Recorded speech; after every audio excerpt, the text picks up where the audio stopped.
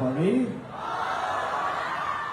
ইমান মানুহ আছে, বিশ্বাস কৰ মোৰ এগালমান বয়সো হোৱা নাই, 37মান বছৰ হৈছে।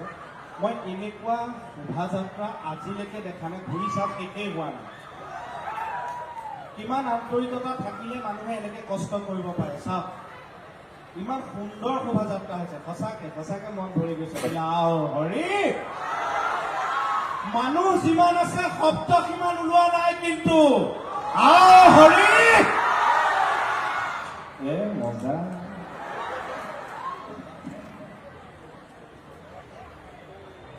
ভালে আছে নে সকলো? আছে? চাওক ইমান ধুনীয়াকে অনুষ্ঠান পাতিছে ছাত্ৰ সন্থাই। এনেইতো ৰ'দ দি আছিলে এইকেইদিন, হয়নে নহয়?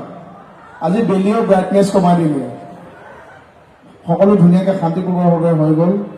আৰু এই সুযোগতে আমাৰ সমজীয় ককাইদেউক ধন্যবাদ জনাইছোঁ, চিত্ৰদাক ধন্যবাদ জনাইছোঁ।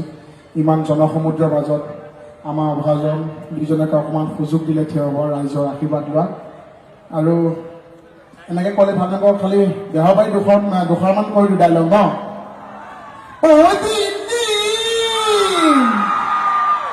মস্তি লাগিছে ছাত্ৰসন্থাই ইমান ধুনীয়া অনুষ্ঠান পাতিছে, আমাৰ দুজন আধা ভোজনক মাতিছে, আপোনালোকে ইমান মৰম চেনেহ দিছে, বেহাৰবাৰী চাইছে। সেইকাৰণে ময়ো আপোনালোকক সৰুকে বস্তু এটা দিছোঁ, ইমান মানুহ আছে ভগাই ভগাই লওঁ হা। ইয়াত উঠি টকা, বহি টকা, শুই টকা, হাঁহ পাই টকা, আগফালে টকা, পাছফালে টকা, এইফালে টকা, সেইফালে টকা, চব মানুহৰ কাৰণে যে কি মস্তি লাগিছে। সদৌ অসম ছাত্ৰ সন্থাৰ সভাপতি মহোদয়কে প্ৰমুখ কৰি বিষয়ববীয়া কৰ্মকৰ্তাক প্ৰথমে শ্ৰদ্ধা জনাইছোঁ। এইদৰে বিভিন্ন ভাষা, জাতি, জনগোষ্ঠীৰ লোকক আমাক অসমৰ অসমীয়াক একগোট কৰি ৰখাৰ বাবে, আৰু শ্ৰদ্ধা জনাইছোঁ এই উদ্যোক্তা মণ্ডলী তথা সমূহ জোনাইবাসী ৰাইজক। আজি আপোনালোকে যিদৰে ছাত্ৰ সন্থাৰ আহ্বানত আপোনালোকৰ বিভিন্ন ব্যস্ততাৰ মাজত সকলো দিহিঙে দীপাঙৰ পৰা ওলাই আহি ইয়াত একত্ৰিত হৈ আমাৰ জাতিটোক সবল কৰিছে, ঠিক সেইদৰে যিদৰে আপোনালোক আহি এখন ৰাইজ হৈছে, এক শক্তি উৎপন্ন কৰিছে, ঠিক সেইদৰে এই একতাটো, এই ইউনিটিটো আপোনালোকৰ মাজত সদায় থাকক। জাতি, ধৰ্ম, বৰ্ণ, ভাষা নিৰ্বিশেষে থাকক। তেতিয়া কোনো বাহিৰা শত্ৰুৱে জোনাইবাসী ৰাইজৰ নোম এডালো লৰাব নোৱাৰে। এই একতা সদায় থাকক আপোনালোকৰ। জয় আই অসম। Thank you. কবিতা এটা লিখিছিলো বহুত দিন আগতে,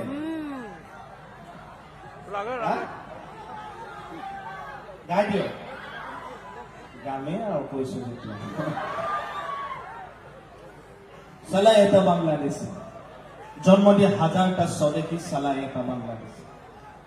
ইলেকশ্যন আহিব তো অসমৰ কাটা তাৰ পুচিব, হামদো হামাৰেতো বাকী চব আছাম ভেষ্ট। এইখন শংকৰ আজানৰ দেশ, লাচিত কনকলতাৰ দেশ। অসমীয়াই যদি ইংৰাজ খেলিব পাৰে, অসমীয়াই যদি মান আৰু মোগলক খেলিব পাৰে, অসমীয়াই বাংলাদেশীকো দৌৰাই দৌৰাই খেলিব পাৰিব। পাৰিবনে?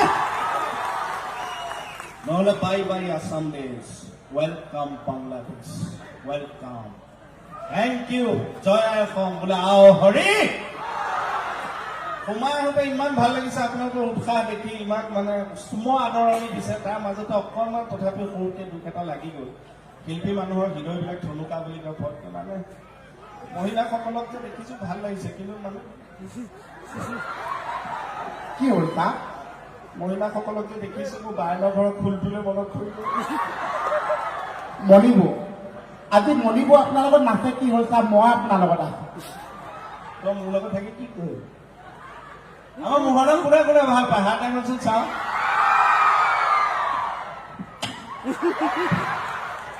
বা ঐ জোনাইক বৰ বেলেগ ফিল বনাইছে। ঠিক আছে, এইবাৰ হাত দাঙিব। হাত দাঙক। মোক কোনে কোনে বেয়া পায়?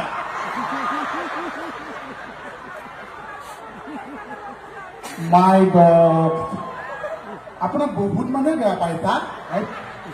নেপায়, আচলতে নুশুনাকে হাতখন দাঙি দিলে, হয়নে? কিন্তু যেতিয়া গম পালে যিটো স্পীডত দাঙিছিল তাতকে বেছি স্পীডত নমাই দিছে।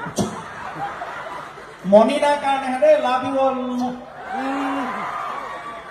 আমাৰ দুটাতো গম পালো, এতিয়া বেহৰবাৰীখনতো সকলোৱে কাই আছেনে? কাই আছে। আমাৰ দুটাতো কিমান ভাল পাই গম পালো, এতিয়া বেলেগত জুখি যাম কাক কিমান ভাল পায় হা। চবে কব মণিপুৰক কোনে কোনে ভাল পায় হাত ডাঙৰ। এই ডেকা ল'ৰাখিনিয়ে নালাগে, মই আছো। হ'লেও মৰম চেনেহ হয় না, মৰম চেনেহৰ কাৰণেহে লাগিছে। আকৌ বা মণিপুৰক কোনে কোনে ভাল পায় হাত ডাঙৰ। এই তোৰ হাতখনো উঠি আছে। মৰম চেনেহ হয় নে নহয়? এইবাৰ চাম আমাৰ বাইলুং গোষ্ঠী কোনে কোনে ভাল পায় ভৰি ডাঙৰ।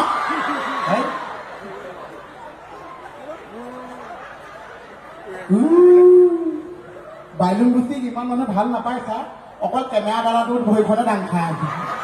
এই চব মানুহে ভাল পায়, সেইবুলি ভৰিখন ডাঙৰ কৰি পেলাই ডাকি দিলে নহয় চিলমণি বদকি। একবাৰ হৰিবল মনে ৰচনা। এইটো অকমান ধুনীয়া লগা কৰি দিয়কচোন। একবাৰ হৰিবল মনে ৰচনা, মানৱ দেহাৰ দৈৰৱ কৰিও না। হয়নে বাৰু? এনেই টকা পইচা লৈ আমি অহংকাৰ কৰি থাকো, একো নাই, তুমি চব চিলমণি বদকি। আজি আছে কাইলৈ নাই। লগৰ এটা হোৱা হ'লে বেছি লগৰ উঠিলে, কিন্তু নাই নহয়, এতিয়া বজাই দিলে ভাল লাগে। এনেকুৱা দেশ বিচাৰক কীৰ্তক, তথাপিও এনেই গাঁও পৰা আপোনালোকে সহযোগিতা আগবঢ়াব। বঢ়াবনে? মাতবিলাক আকৌ সৰু হৈ গ'ল কিয়? ভোক লাগিছে নেকি? একবাৰ হৰিবল মনে ৰচনা, মানৱ দেহাৰ দৈৰৱ কৰিও না।